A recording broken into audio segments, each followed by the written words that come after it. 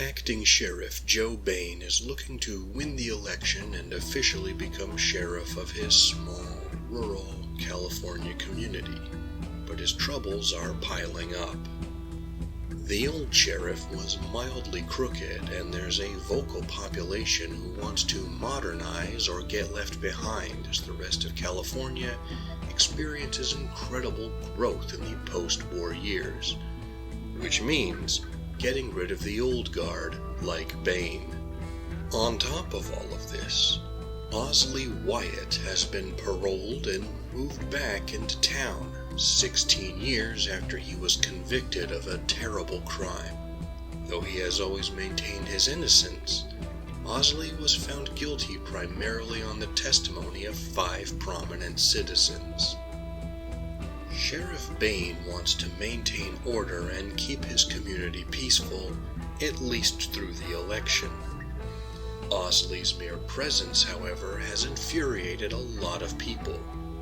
What's more, the men who testified against him begin to suffer a series of accidents, several culminating in death. People are convinced Ausley is to blame and demand action. In order to save his community, possibly innocent man, and his future as sheriff, Bain will have to quickly determine who, if anyone, is responsible for the unrest and recent deaths. Jack Vance is better known for his genre-defining science fiction and fantasy stories, but with the Fox Valley murders, he proves he's a skilled writer in just about any genre he chooses to try. The novel isn't a paragon of detective stories, but it is well written, has interesting characters, a strong hook for its central premise, and is nothing less than competent at all levels. It's also helped along by a good bit of dry, understated humor. An aspect of the book that is particularly well realized is the small-town setting. The ways characters interact and the kinds of concerns they have all accurately recreate the atmosphere of living in a small town, with its authentic sense of community and feeling of claustrophobia that can be attested to by just about anyone who has lived in a small town.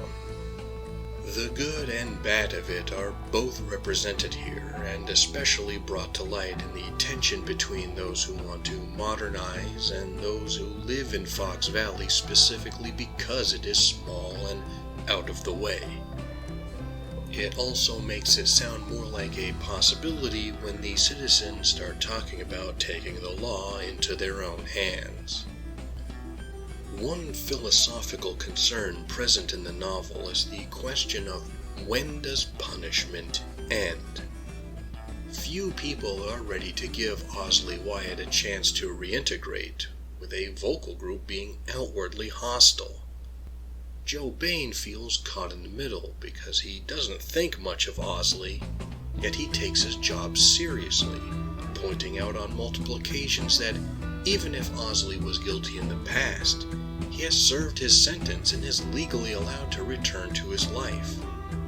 As mishaps and tragedies befall the men who testified against Ausley, Sheriff Bain struggles to stay true to his sense of ethics and his sworn duty. It all adds an extra layer and different kind of tension to the story. Although the Fox Valley murders never gets as strange or as dark, it does have certain similarities to Population 1280 by Jim Thompson and some of the Longmire books by Craig Johnson. But what do you, the audience at home, think? Have you read the Fox Valley murders? Did you even know that Jack Vance wrote mystery novels? Be sure to share your thoughts in the comments. This book concludes my Box of Paperbacks project, and I want to thank all of you who have followed me on this journey. I haven't decided what sort of reading series to do next, but fortunately, I have plenty of other videos for those of you interested in my exploration of books like these. Thank you for taking the time to listen to my peculiar notions. If If you appreciate this channel and want to support it, you know what to do. You can also take a moment to like, comment, share, and subscribe to the channel of another YouTube creator you enjoy, or the algorithm will pour water in their gas tanks. Until next time, read some good books, live, and be well.